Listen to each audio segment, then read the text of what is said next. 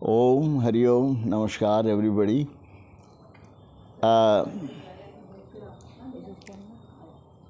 पहले तो मैं ये 2 दिन का जो शिविर राउडा फाउंडेशन और मेवाड़ शक्ति कल्याण ट्रस्ट ने बनाया, ये बहुत ही अच्छा रहा है। कल 60 लोगों को इसके द्वारा मदद हुई है। आज भी कुछ हुई होगी, मुझे पता नहीं कितने लोगों की आज हुई है, लेकिन ये बहुत ही अच्छा शिविर रहा है। और दोनों ही राउडा फाउंडेशन और मेवाड़ शक्ति कल्याण, राउडा फाउंडेशन कई समय से है और काफ़ी अच्छे काम कर रहा है, और मेवाड़ शक्ति उसके लक्ष्य बहुत ऊंचे हैं। देखो, नारी शक्ति जो है वो सबसे बड़ी शक्ति होती है, भगवान से भी बड़ी नारी होती है। जब हम लोग कहते हैं त्वमेव माता, माता पहले आती है कि तुम ही मेरी माता हो, तुम ही मेरे पिता, त्वमेव माता च पिता त्वमेव बंधुश्चका त्वमेव विद्या द्रोणिम त्वमेव सर्वमम देव देव।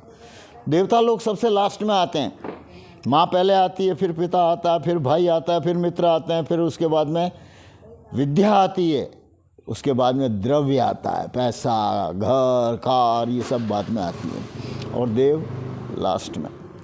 तो नारी शक्ति बहुत बड़ी शक्ति होती है।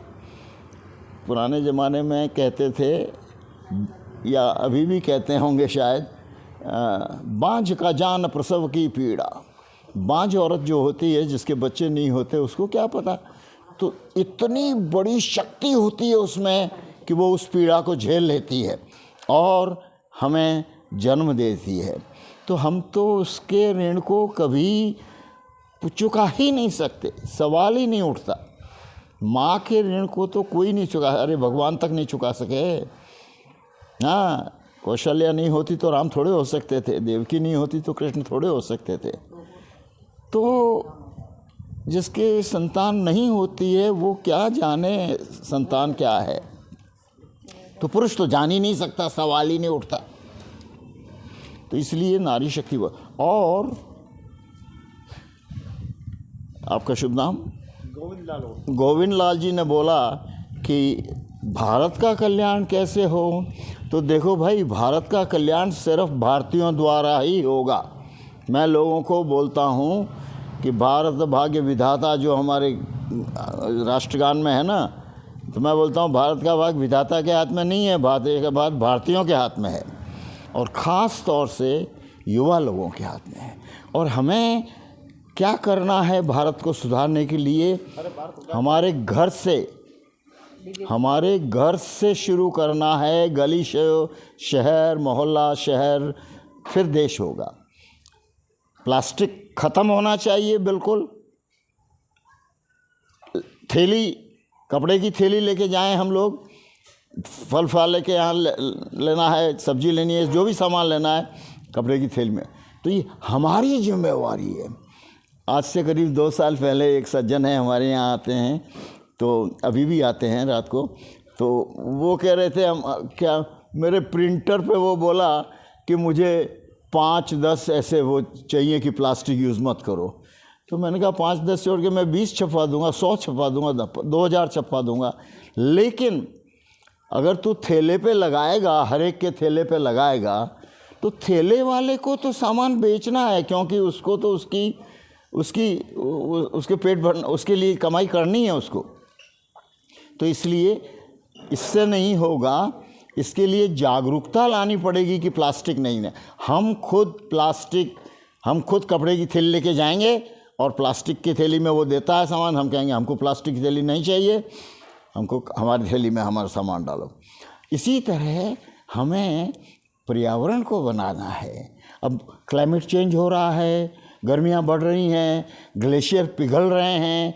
अब जब ग्लेशियर पिघल रहे हैं तो समंदर का पानी ऊपर चढ़ेगा, और ऊपर चढ़ेगा तो बम्बई जैसे शहर जो हैं समंदर के किनारे, वो समंदर में डूबेंगे। आज नहीं तो 100 साल बाद, 10 साल बाद, 20 साल डूबेंगे। तो इसलिए हमें वातावरण को सुधारना है।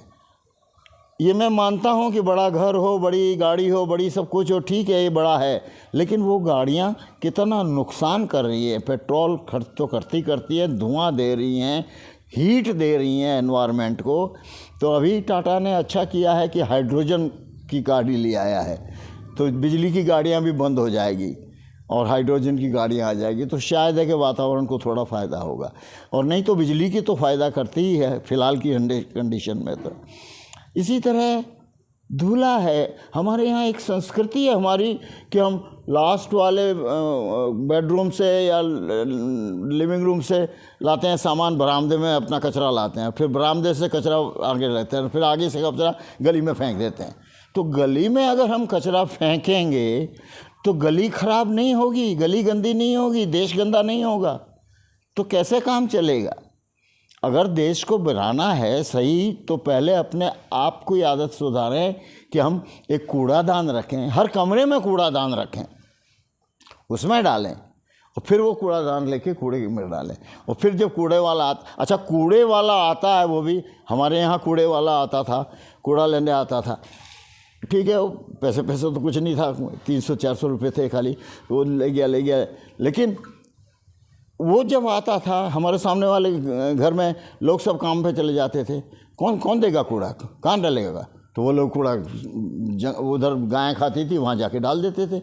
तो कहने का मतलब ये है कि सरकार को हर घर के सामने एक कूड़ादान रखना चाहिए, और मकान मालिक उसमें डाले अपना कूड़ा, और जो गाड़ी आए वो खुद कूड़ा उसमें गाड़ी में डाले, गाड़ी के लोग कूड़ा गाड़ी में डालें। नहीं तो क्या नौकरी छोड़ के आदमी घर पे रहेगा कूड़ा डालने के लिए? कोई नहीं रहेगा घर पे। तो इसलिए ये सिस्टम होना चाहिए। इसी तरह शिक्षा सही होनी चाहिए, शिक्षा ऐसी होनी चाहिए जिसमें यम नियम की शिक्षा हो कि सत्य, अहिंसा, हिंसा मन वचन और कर्म से हिंसा नहीं होनी चाहिए, सत्य बोलना चाहिए हमेशा, न कि खाली ऐसे बोल दिया। तो ऐसा चीज़ें तभी राष्ट्र बनेगा, वरना राष्ट्र नहीं बन सकता, इम्पॉसिबल। सपने देख लो भली, लेकिन सपने सत्य कभी होंगे, जब ही होंगे जब हम उनको सत्य बनाएंगे। बहुत समय हो गया, 2 मिनट तो बहुत। जिम्मेदारियों का पालन करेंगे, जिम्मेदारियों का हर आदमी। अरे स्कूल में शिक्षा ऐसी है, मैं यहाँ एक सरस्वती विकेतन है, हमारी विडंबना तो ये है कि हमारे से गुलामी अभी तक ख़त्म हुई नहीं। हम आज 75 साल हो गए हैं, स्वतंत्रता ले ली है। सरस्वती निकेतन जिसमें मेरा बच्चा भी पढ़ता था, और अब उसका नाम स्टैनवर्ड स्कूल हो गया है। क्यों? क्योंकि हम अंग्रेज़ों की गुलामियत अभी भी चाहते हैं, हम अभी भी अंग्रेज़ी मीडियम स्कूल में पढ़ाना चाहते हैं बच्चों को। जब तक शिक्षा हमारी खुद की नहीं होगी, नैतिक शिक्षा नहीं होगी, आचार विचार की शिक्षा नहीं होगी, सदाचार की शिक्षा नहीं होगी, क्या मतलब तब तक MA BA पास करने से क्या हो जाएगा? PhD कर लो, DSc कर लो, बोले नोबेल लॉरेट ले लो, उससे क्या फ़र्क पड़ जाएगा? उससे कोई फ़र्क नहीं पड़ेगा जब तक आचरण की शिक्षा नहीं होगी। जब तक किसी दूसरे को तकलीफ़ देखकर फिर हम अपना फ़ायदा देखें तो क्या फ़ायदा हुआ? दूसरे को तकलीफ़ दे के हम अपना स्वार्थ और अपना फ़ायदा देखें तो उससे क्या फ़ायदा? तो इसलिए जनजागरण को, खास तौर से बच्चों को शिक्षा, नैतिक शिक्षा होनी चाहिए। नैतिक जग जागरण बिल्कुल वो होना चाहिए, और उसी से फिर आगे हो जाएगा सब कुछ। अगर शिक्षा सही होगी, देखो 2 काम करने हैं अपने देश में, एक तो पॉपुलेशन कम करनी है, और ये जो आजकल हो रहा है कि हिंदू लोग ज़्यादा पॉपुलेशन बनाओ क्योंकि मुसलमान ज़्यादा बढ़ना है। मुसलमान और हिंदू और ईसाई सिख कोई भी हो, अगर देश एक है हमारा भारतवर्ष, तो एक देश में एक ही कानून सब के लिए होना चाहिए, सारे नागरिकों के लिए एक ही कानून होना चाहिए। क्यों? क्योंकि सभी एक ही देश के नागरिक हैं।